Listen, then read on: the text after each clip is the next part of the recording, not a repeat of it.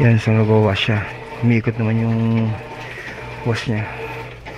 So ang problem nito, hindi siya umiikot kapag spin dry. So after niya mag-drain ng water, naubos na yung tubig pero hindi siya umiikot ng spin dry.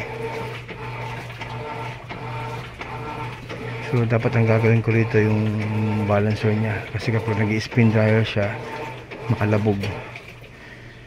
Kaya nga lang, tinesting na, yan, ayan naman umiikot ng spin dry. Drain siya ng water.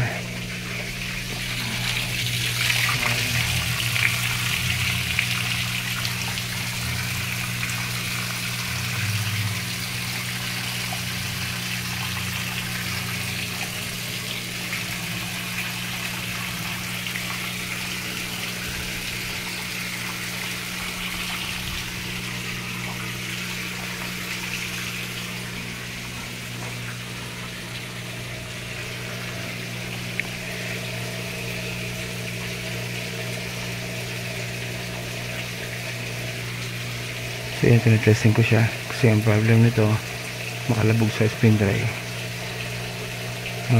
Pero nung tinetesting kanina, kasi kailangan testing ko muna, ayaw rin palang umikot ng spin dry ngayon. So parang nagkaroon na siya ng secondary problem.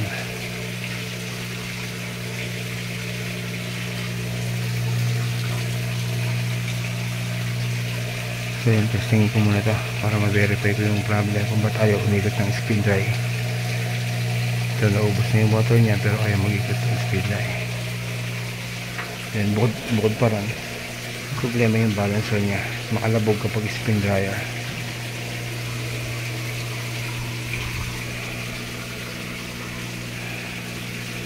Hopefully magawa ka agad.